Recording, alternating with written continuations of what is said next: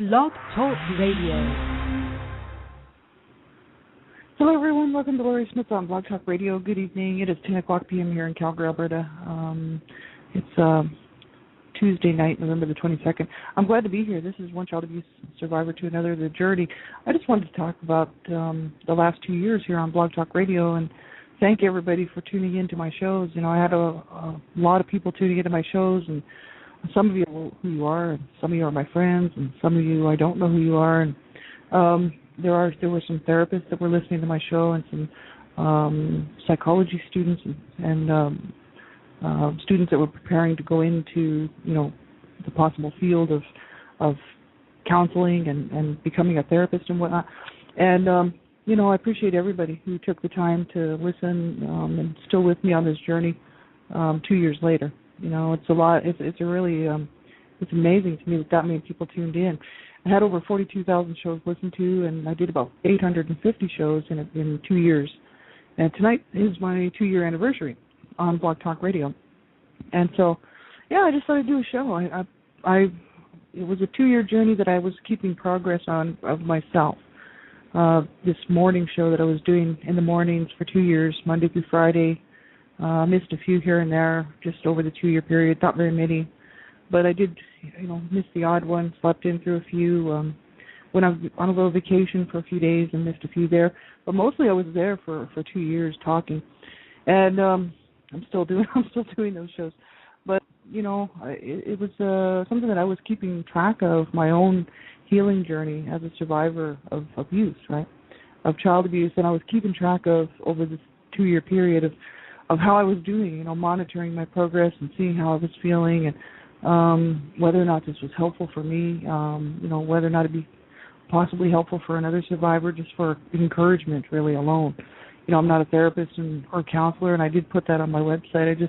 I wanted people just to know that, you know, I just wanted to be a voice of encouragement, a voice of support for survivors of abuse, right?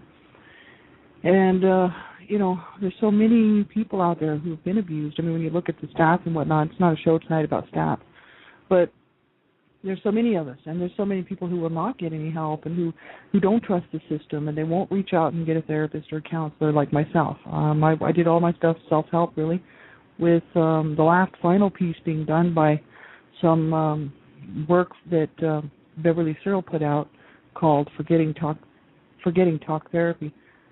Or Forget Talking Therapy, that's what it is, Forget Talking Therapy. And it's a program, really, that she created over the years because she worked in the mental health field for many years and worked with all kinds of people who had all kinds of traumatic experiences and adverse life experiences. And that last final part of the program that was on, it really took place in the last 3 months, I'd say 3 to 4 months. And that made a huge difference in my healing journey, as well as I was just progressing along and had been doing a whole lot of, you know, looking into the things that I needed to look into over the period of 2 years, and had already been on my healing journey for 2.5 years.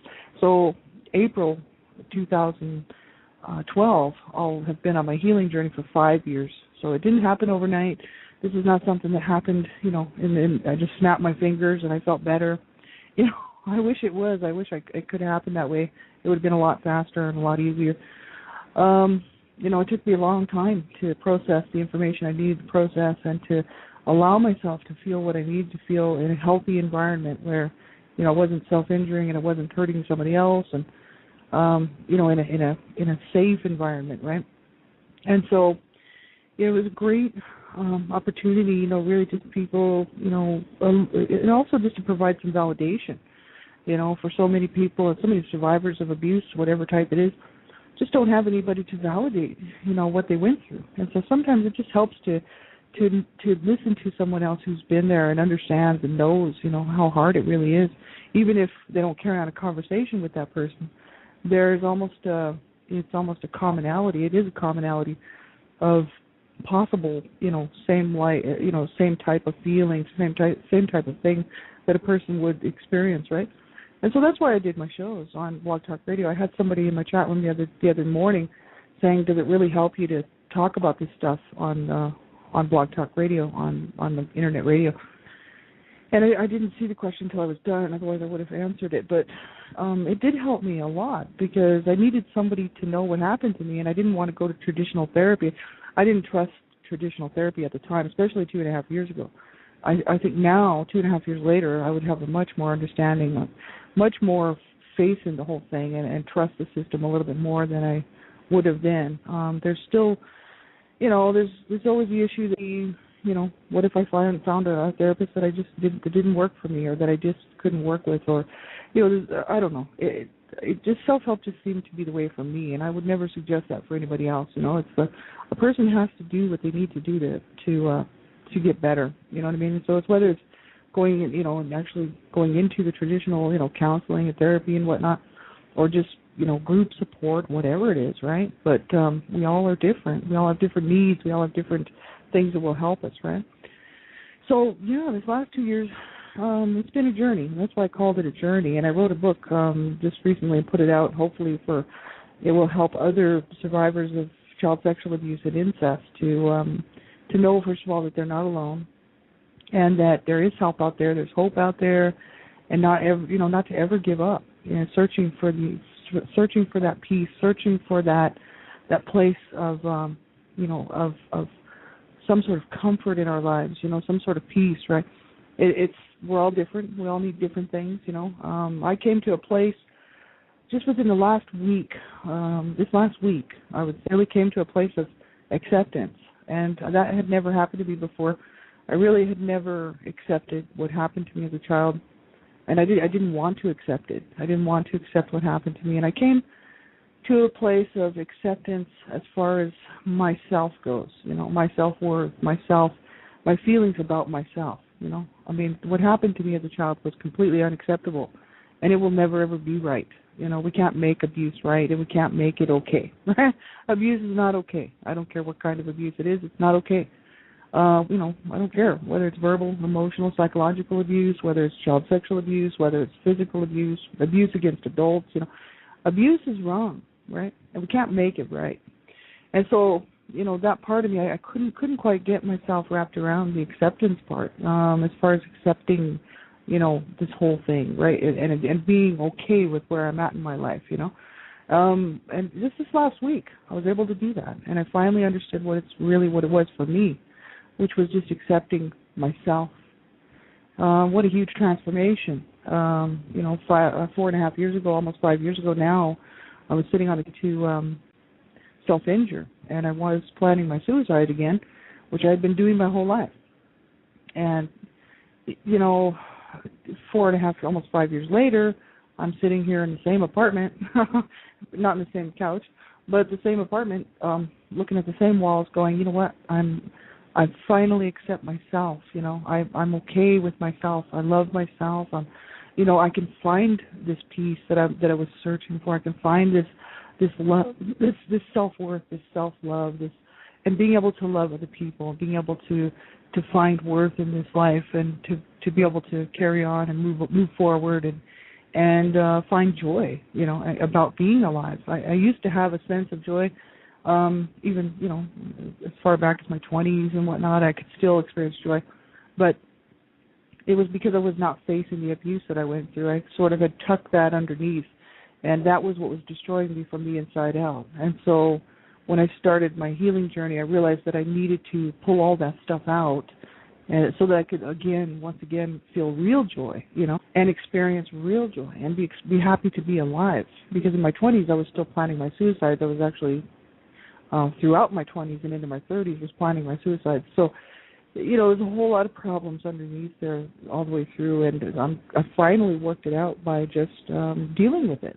And so dealing with it is what happened. I started talking, and I had no idea when I started these shows, where I was going with it or what I was going to do, and how many people would be tuning in, or who would find it helpful, or at least encouraging to hold on and get some help and do whatever it takes to get better or to feel better, right? We certainly didn't deserve the abuse that we had to suffer through and endure. No one does, and I'm a big proponent for, abuse prevention of all types. Human rights abuses, period, whether it's a child or adults, doesn't matter to me. Human rights abuses, it's absolutely horrific. But for children, to try to to endure and then to try to live and learn how to live and learn how to self-care, how to take care of ourselves, how to live, It's not easy. And it's not easy for anyone coming out of an abusive environment or an abusive household or just any type of abuse. It doesn't matter whether it's workplace abuse or just violence in the neighborhood or whatever it is. It's a harsh place to come from. And, we certainly didn't deserve it. It's not like there was something just pasted on our head when we were born saying, oh, this one abused, this one not. I don't believe that at all. I don't even believe that we chose this. There's some people that talk about, real spiritual stuff and say, well, we may have chosen this path. And I'm like, well, I don't know why I would choose a path that I had to choose or that I had to live through. I wouldn't certainly choose it for anybody else. I wouldn't choose it for myself. I think this stuff, it just happens. And we have the people that it happens to have to deal with it. And society has to deal with it. And society doesn't deal with it very well, And society doesn't cut survivors very much slack, People in general don't cut survivors of abuse very much slack, and survivors of abuse need to be given some slack, and they need a helping hand, and they need a chance, and they need a good, some good help, because it's like, in my journey, my whole lifelong journey, I'm almost 46 years old, I've noticed, that there is very little help out there for people as far as society goes, quote unquote society goes, for people who are survivors, because not very many people have empathy or compassion for people who have been abused. Many people just want us to go away, don't want to hear about the abuse that we suffered, they don't want to know about it. The sad thing is what that does is it keeps those walls built up so that the lack of education doesn't get through. The education is the issue. It really is. And people say, well, how could that be? Because the more education we have, the more we can really do more for our society, obviously. We need more education. We need more information out here. And there is a lot of information, really. I mean, if you look around, I've been researching and resourcing stuff for years. There is a lot of info, but it's just that a lot of people may not know how to access it or may not have access to it. Not everybody's got a computer. I barely came up to modern times, just a few years ago, getting a computer, finally, a home PC. I didn't have one before and never really thought I needed one. And because I didn't grow up with one. I grew up in the 60s, right? And abused, so I wasn't going to get a computer, let me tell you. And so, years later, I finally thought, okay, I'll get a computer. And the resources available are amazing, but not everybody's going to access those resources. And many times it's the people that need those resources. It's those people that are being abused, those people that are being maltreated and mistreated, even, if they're old enough to get on a computer.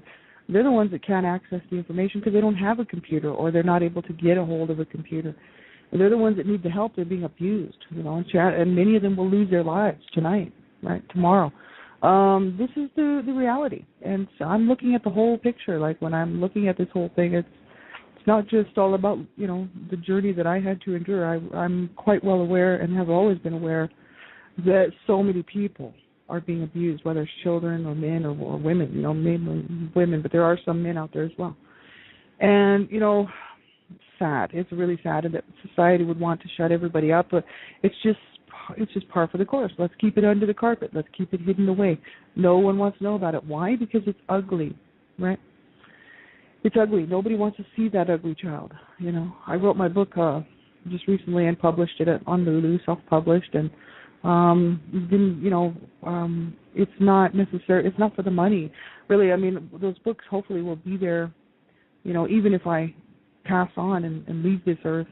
Eventually, Lulu would probably shut them down just because they wouldn't be able to get a hold of me or whatever.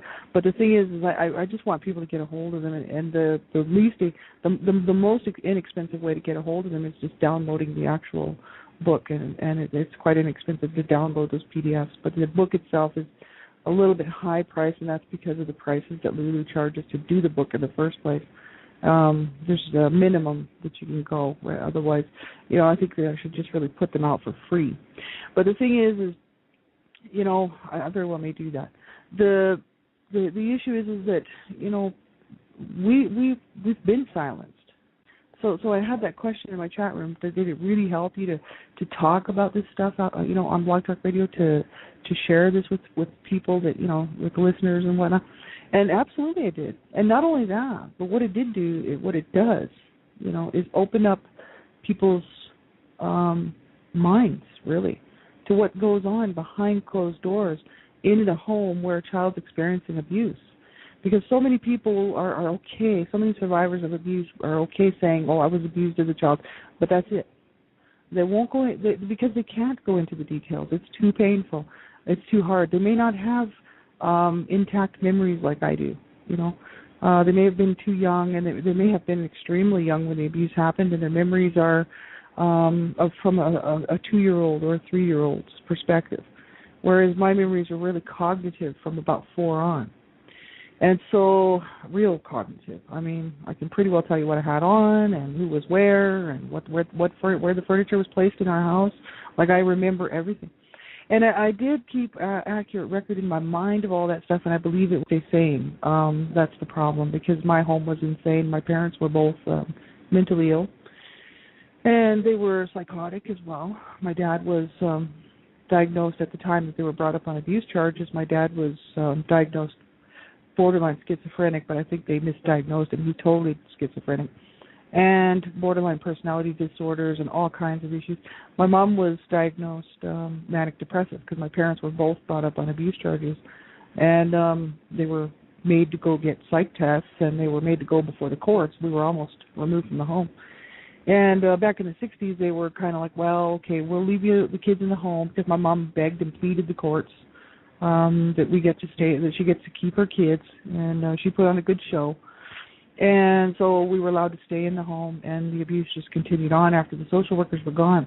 And the social workers would come around, and they had these clipboards. It was a man and a woman, and they would come and check on us, and they would check on me, and they would make their notes, and they would check for signs of abuse and whatnot, and give me a sucker. It was really just a real trippy situation. And they left us in the home. Do I blame them? No, I blame my parents. My parents were my parents were at fault. They were the abusers, right? And they should have straightened up. The courts told them to straighten up, and they didn't straighten up. And there you go. But I, just in order to keep maintain any kind of sanity at all, I kept very clear, distinct records of what was happening in the home, and it was really for a sense of trying to keep a sense of what reality was. Because when I was born, my mother was my main abuser and was not even talking to me. She was not nurturing me. She was just screaming at everybody in the house and screaming at me, screaming at my dad. My dad was abusing her. My dad was screaming at all of us. There was no normal conversations, right? So it's not like my mother sat down and read books to me and talked to me like a parent would talk to a child, from 0 to 2 or 3 years old. So my language skills were were lacking, because nobody was talking to me. They were just screaming insults and name calling and horrific stuff. So as I progressed through the years, I started to keep very good records of what was happening. I think it was just a way for me to gain some type of sanity, almost like people who are having or who have had some certain types of psychological issues will actually count things. They'll count tiles. They'll count all the different blue objects in the room, that type of thing. That's actually one way to cope for survivors who have been through traumatic stuff. It doesn't necessarily have to be abuse, but any kind of traumatic event. It does help to count. It's a coping mechanism to ground yourself, right? And so you can count a certain group of colors in the room and say, okay, I'll count all the blue colors in the room. I'll count every blue object in the room, and that's a way to ground yourself, right? Well, what I was doing was keeping track, and that was keeping me grounded. And so I used to count tiles as well. I still do. I count all kinds of stuff. And it's just I think it's just habitual. You know what I mean? It's quite interesting. But, this is just it. This is what abuse does to people, And I'm just one survivor, right? And so that's why I called Joe, and my book really had no intention first of writing books at all. I was just speaking on Blog Talk Radio. I just called it One Child Abuse Survivor to Another, because I thought I'm trying to reach out to people who have been abused, trying to reach out to people who've experienced child abuse, one survivor to another, right? And so that's basically all I am. I'm not a therapist. I'm not a counselor. I'm actually working on that right now. I'm studying and working on degrees and certificates and stuff. But that's a long process. I got years to go. So I'm not a counselor. I'm not a therapist. I don't give any advice. So the only advice that I give is that people reach out and get some help, whatever way that is, whether it's self-help, whether it's group support, online group support, counselors, therapists, whatever it is, get some help. Mainly because 2 of my brothers killed themselves. They did not reach out and get any help. And one of them was one of my abusers, and the other one was also one of my abusers, I guess you could say. He was physically abusive to me, and the other one sexually abused me. Well, the 2 of them killed themselves, and I was headed that road. I was headed down the same path. They were on drug abuse when I was younger. They were both drug addicts. One was a cocaine addict, and the other one was a pill popper. And I was a little of both. And so I used to do heavy-duty drugs until I was 21 years old. And right around 21, I decided that I better change my tune because my brother had killed himself, and I thought I'm heading the same route. I said same road, same path, right? So I decided to get off the drugs, and which I did, and was very successful. Dang, yeah, that's great. Of course, my last and final addiction is cigarettes, and I just for some reason hang on to them like a security blanket or something. I just can't let go of them, but hopefully I'll eventually be able to let go of that security blanket. I really don't need it, and I'm trying to quit smoking. Right, I did quit for 14 months one time, but it's a long road for me. So, I just, that's why I encourage people to keep going, and never give up, because 2 of my brothers killed themselves, and my brothers grew up in the same home I did, and they were quite a bit older than myself. They were abused, for years and years before I was even born. And then the authorities stepped in, and because of the abuse that my dad was inflicting upon one of my brothers mainly, and that's when parents were brought up on charges. But then the older siblings told the judge that my parents were abusing us all, and it was both my parents. My mother was trying to blame it all on my dad, and so my older siblings were abused as well. And one of my sisters was also suicidal. And she didn't kill herself, but she died of cancer at the age of 59, just turning 60. But she was suicidal. She used to disappear for days with a gun, and we knew that she knew how to use the gun. And we weren't sure if she was ever coming back. Right? She had all kinds of problems. 2 of my brothers killed themselves. As far as I know, we're the only 4 that ever thought about or attempted or did kill ourselves. There was 3 other siblings that I don't think attempted suicide or even thought about it. I'm not sure about one of my sisters, but this is what abuse will do. It's very, very sad that anybody should ever have to suffer through these things, right? And no one deserves this stuff. I don't care what anybody says. I don't buy into the belief system that somehow we brought it on ourselves, or there's a lot of strange belief systems out there, right? Like that at all. I believe that people are inherently deserving of good things, right? And when a child is born, when a child comes into the earth, it's real sad when they end up with a childhood disease or whatnot. I mean, I don't think they deserve that at all. And, children born in poverty-stricken areas, little babies being born in areas where there's just no economic, there's no economic structure, there's no food, there's no water, there's nothing. There's nothing in the ground for them to eat. Their parents are starving. Everybody's starving. Does that child deserve that? No. And just the same issues with child abuse. A child is born into a family that happens to be not able to care for them properly, not able to make the right decisions on their behalf. Is that the child's fault? No. How could it be, right? So, what I wanted to do on this show was really, for the last 2 years, was to work through my issues, which I needed to do. I had a lot of work to do. And as people go back and listen to some of those shows, I was dealing with some really heavy-duty stuff that, all of us, anybody who's been, will, eventually probably already has or will go through. It's incredibly hard, and I never would suggest doing it on your own. I had a lot of support working through my stuff. I had friends who were with me every day, and in contact with me every day. I'm better than a therapist would ever do for you.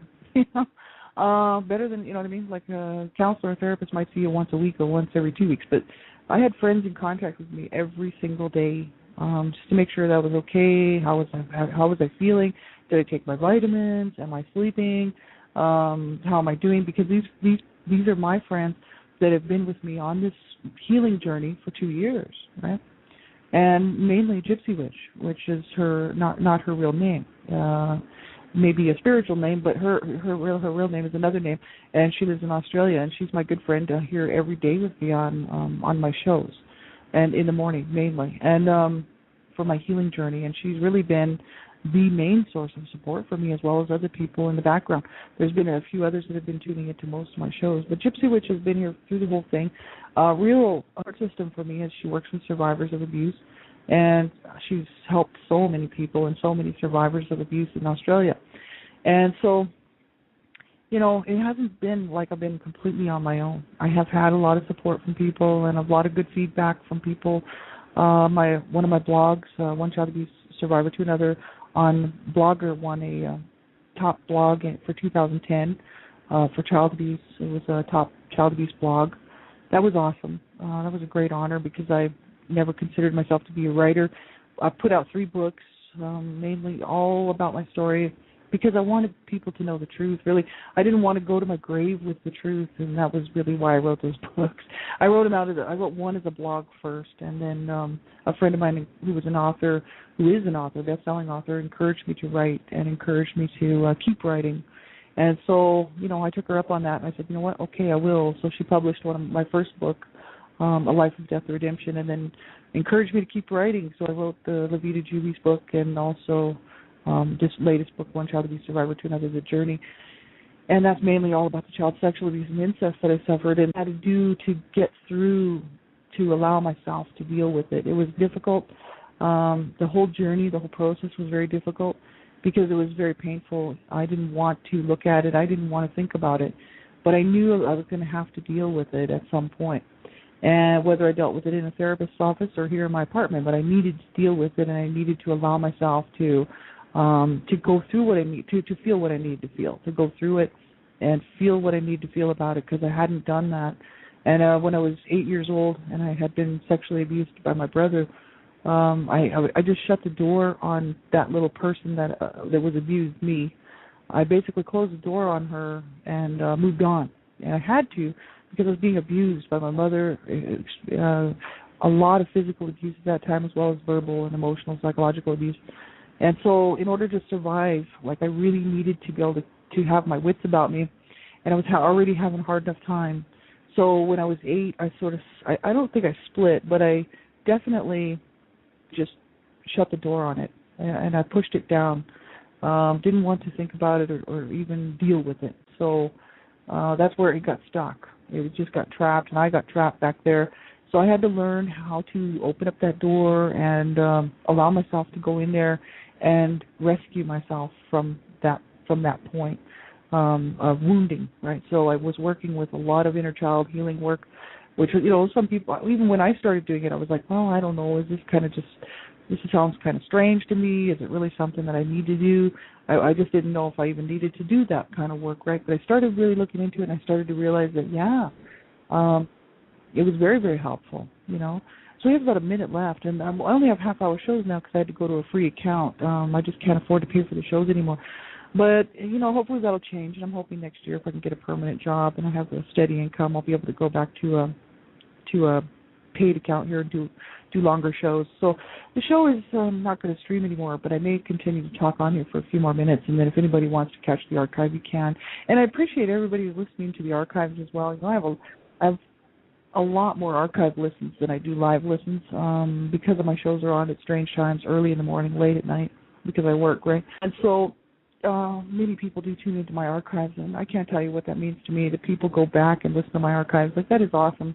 I appreciate that because my stuff is very hard to listen to. It's very, it's truth, and it hurts, Truth is painful when you're dealing with someone who was abused as a child, and my memories are so intact that I can actually get in touch with the actual feelings and exactly what was going on, and it's very hard to listen to. And so what I do is I thank everybody who's tuned in to 2 years of this journey with me and been with me on this road, this path to freedom, to victory, to freedom from those chains that were binding me, freedom from that gag that was put over my mouth and silenced me. You know, this is what the show means to me. It's it freed my voice, really, and it freed me from those chains, that prison cell of silence and shame and darkness, and it's been very, very helpful. So I appreciate everybody for tuning in and being with me. I can't tell you how much it means to me, and for a lifetime, like forever. This is my heart. You know, I can't thank you enough, and for being here with me. And so some of you I don't know, and those of you that I don't know, you know, I appreciate you being here, and those of you who are my friends who are tuning in, thank you very much for being with me on this journey. I would have been alone otherwise, so I do appreciate it very much. And have a great night, everybody. Take really good care of yourself. You know, I'm going to continue on doing shows, and I don't know. I kind of think that the shows are changing because my feelings are changing. You know, I'm going to be moving more towards healing, more towards talking about healing and talking about that process, and the joys, you know, and the instead of the sorrows, instead of the sadness, taking a look forward instead of back. And that's where I'm at right now. I'm actually looking forward instead of back. So, you know, because I've dealt with what I need to deal with. You know, is anybody ever truly, fully, 100% healed? I don't know. But all I know is that we all have hard days, bad days, you know. And we have to get help with that. You know what I mean? We have to make sure we reach out and you know, not suffer alone, not suffer in silence, not just going through and saying, oh, you know, being afraid to reach out. You know, should I reach out? But when I started to reach out to people, I couldn't believe how many hands came back to me. It was amazing. So that's what I try to encourage other people to keep reaching out. You know, because there are so many people out there, like, you know, good friends of mine who I met because I started reaching out, who are doing that on purpose because they know they're survivors. They were there in that dark place. They were there in that place where they thought that they couldn't take another step. They couldn't take another day. They couldn't go through another night. You know, and these are people that have suffered with the aftermath of being abused as children, made it into their adult lives, and then had so many issues and problems because of it, and then went on their healing journey and did a whole lot of healing work, and then are out here like myself trying to, you know, promote some type of support for survivors, especially child abuse, you know, survivors of child abuse who so many times will remain silent forever, you know. It's like my sister. I mean, I don't really talk too much about her, but, you know, one of my sisters, you know, she's very much in her own silent world about what she experienced as a child, and she very well may keep that to herself. She may not ever talk about it with anyone, so it'll be an internal nightmare for her forever. Because she lived in the same home I did. She grew up. She witnessed the same things I did. She's 5 years older than me, and she witnessed some of the worst stuff because the authorities got involved after I was born, and right before I was born was when my parents were at their height of abuse, right? And then after they just continued on. But so my sister, I think, you know, who knows what is exactly wrong with her, but she's definitely in denial. And will she ever reach out? I don't know. I hope so. I really do. I know, because what this has done for me is given me a freedom, you know. And even though, like, I'm choosing to work in the field of trying to help people, so what it will do is keep me in, obviously, thinking about these situations, right? Because I want to help and I want to locally get involved with local agencies to be a part of help and support for abuse victims and victim support. But the thing is I feel like I can do that because I've been there. It's not like I can just wake up one day and just be like, oh, that never happened to me. That's denial, right? And I don't want to do denial, right? I'd rather not do denial. I want to do reality, right? I'm much better at reality. I like reality, and reality means everything to me, not denial, you know. So for me to do denial is just not going to happen. I can't do denial, right? It's just not part of my makeup. It's just not who I am. And so I can't just say, oh, well, I'm healed, I'm better, I'll go to enjoy my life. Like, that's not how I operate. That's just not how I can be. I don't think it's just not part of my personality. My personality is that, hey, I've experienced whatever I've experienced. I'd like to be able to help other people, you know. And it doesn't have to just be about abuse stuff, you know what I mean? This is just anything that I experience, I like to share, right? Because it's the whole human idea of sharing, right? That's what life is all about, sharing knowledge, sharing our gifts, sharing our talents, right? I always appreciate people who share their gifts and share their talents with the world, It's wonderful, right? Because it's like then we get to get in on it too. And that's amazing, you know what I mean? It really is. Like I wanted to be a singer when I was young, and I did do some singing, but not professionally, just, amateur. But I sang in a couple of concerts and sang in front of, 5,000 people one time, and I'm not a singer, but I was like, hey, I like to sing. I'm going to share, what I can with people.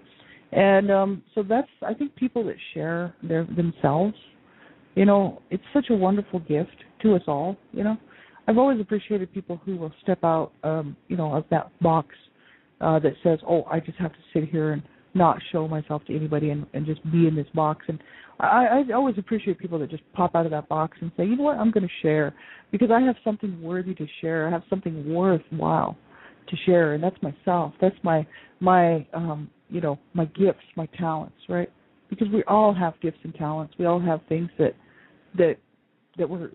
motivate people that are so, great about all of us. We all have something that's great about us, you know what I mean, as far as that goes. And so that's what I thought, I just like to share with people, you know what I mean? So I thought, what better way to do that than to share with people who have been so wounded and really have no support. I know what that's like because my own family will not support me through this, because they don't want to have to deal with the abuse, right? We all have talked about the abuse many times, and we used to discuss what had happened in the home and stuff, and talk about how insane it was and how much everybody wanted to kill my dad, and all this stuff, because this is the reality of what we grew up in. My dad was always trying to kill us, and so, and it was pretty sick and twisted. So that's our conversations from so long ago. And now my siblings are quite a lot older than me. There's only a couple of us left. The two that are left are older than me, and they really don't care. They're like, we're old. We don't care. Like, we're moving on, And I mean, hey, whatever floats their boat. Like, they have a life to live. They really have to do their own thing. And there's nothing wrong with that. I don't hold that against them at all. I just don't have any support from them. And they actually hate me because I spoke out about the abuse that happened in our home. And literally hate me. That's what the last time I heard from someone, that they hate my guts because I told the truth. And I'm like, really, that's the whole issue. It's right. It's like, okay, let's silence everybody so that we don't have to deal with it. Let's just silence these little children out here who are being abused so that nobody will ever know. That's what the abusers want. That's exactly what the abusers want. They want these children silenced so that nobody will know that they abused them, right? Well, isn't that just the same thing society is doing, saying, we don't want to know about it, let's just silence it, hush it up, right? It's the same exact thing. It's just a different group of people. They may not be the abusers, but they're enablers, right? That's enabling. It's a society that's enabling abusers to abuse children, right? And so, I don't agree with that. I don't buy into it, and I don't agree with it. I think that truth is truth. It needs to be spoken. It needs to be told. Truth is the only way we're going to ever stop child abuse, first of all. And truth is important when dealing with child abuse. You bet it is. And there's so many people out there that like to diminish the truth, minimize abuse, right? Oh, well, it wasn't abuse, it was discipline. Or, oh, well, it wasn't that bad, right? I mean, even some of my family members sit there and say, well, it wasn't that bad. I'm like, well, that's because Mom didn't bash your head in with a rolling pin, did she? You weren't raped and sodomized as 8 years old, were you? You know what I mean? Yeah, maybe it wasn't so bad for you, but it was real bad for me, right? And so many times family members will do that. They'll take on the role of the enablers and say, well, it wasn't that bad, or it wasn't abuse, or whatever. Now, my family doesn't do that. They will admit that there was abuse, obviously, because my parents were brought up on charges. You can't deny that. The issue is that they just don't want to talk about it because it's the past. They don't want to deal with it. Well, that's fine, but they don't have any right to hate me because I told the truth. If anything, they should be patting me on the back and saying, well, good for you, But they must have some shame associated with it, because if they didn't have shame, they wouldn't mind me telling the truth. It's only people who have shame-based feelings, that would want the truth to be not exposed, right? And that's because, it'll affect me personally, and I'm too ashamed to say that I was abused as a child, right? And that's where a lot of people are at, right? But you know what? That's a personal issue. It's not a societal issue. It shouldn't be a societal issue. Society shouldn't be feeling that about child abuse. You know what I mean? Society should be feeling anti-child abuse and saying, let's stop child abuse, right? But you even say those words, and people just run the opposite direction.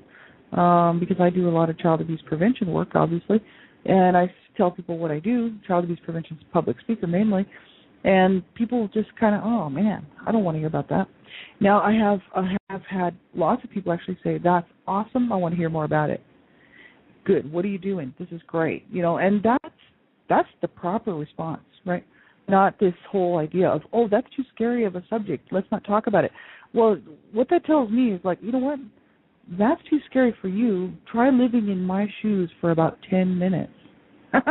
Go back to, let's see, when I was even 7 years old, 8 years old, 9 years old, 10 years old, 11 years old, 12 years old, 13, 14 years old. Go back to a period at any point in my life and live 10 minutes of my life at that point. And you would be scared. You would be running, right? It's kind of it's just an inappropriate response from society about child abuse. And that's why public speaking about child abuse is so important. It really is, because there's complete inappropriate behaviors and inappropriate belief systems about child abuse and built around child abuse that stops the education from getting out, that stops the word getting out. Let's stop child abuse. We have to.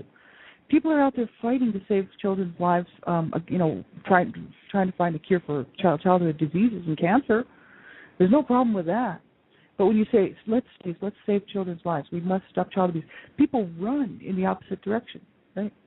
And that's why I do my shows here on Blog Talk Radio, because thank God for Blog Talk Radio. You know, there's lots of internet radio stations that people do all kinds of talk about child abuse and the issues that surround it. And there's many avenues, public television, paid television, right? You name it. The radio, right? It's out there, right? And the issue is it just needs to be more out there. And what I thought is, since I'm not a famous person and I don't have the ability to get on the air, national airwaves, and talk about child abuse, I would just start wherever I could. And so this was really the main focus for my shows here on Blog Talk Radio. 2 years ago, this date, November 22nd, I did my first broadcast I did a couple test shows before that were just to test the sound quality and stuff, but my real show started November 22nd of 2009. And so I've been on for 2 years talking about this stuff, and I thought, I'll just be one more voice. That's all, That's all I can't do much else but just be one more voice, right? One more person speaking out against these things. One more person, standing up in support for survivors. One more person, out here talking about these issues, right? Because we need society in on this if we're going to make a change, right? It's kind of like, childhood cancers. If nobody realizes that hey, it's possible to find a cure for childhood cancer, well, then nobody will know about it, no need to it. Nobody will do anything to try to help. Nobody will campaign, for funds for science, No, the word just won't be. They won't allocate the funds for it from the government. When there's funding and whatnot to be allocated, right? That's why they do it. They campaign to make a lot of noise so that people will get involved, right? Well, that's great, but what about child abuse victims? No one seems to care. The children are ending up in body banks and ending up in the hospital. Children's hospitals and hospitals are full of children who have been abused. Domestic violence shelters, full of children who have been abused. And nobody seems to care. It's kind of like, oh, well, who cares about you? You know what I mean? Well, that's how I've been looked at really my whole life, right? It's like, who cares? Well, you know what? I do. I care about these kids out here. I care about these people. I knew kids growing up who were abused. Right? Many of my friends were abused as children. I mean, horrifically, right? And, when are we going to care? When are we going to care enough to talk about this stuff? I feel like just saying, oh, no, let's not talk about childhood cancer. It's just too taboo, right? That's exactly what people are telling me when they don't want to talk about child abuse. Saying to me the same exact thing that the whole group of people should stand up and say about another group. Say, oh, no, childhood cancer is just so taboo. I'm sorry, we can't talk about it. No, I'm just being realistic, and actually I'm really quite knowledgeable about this stuff, right? So, this is exactly the issue. People just pick and choose what they want to talk about. You know what? Too bad. there's a whole lot of us out here, 60 million on one website. There's actually one study that was done, 60 million people who actually said and admitted that they were abused sexually as children. 60 million survivors of child sexual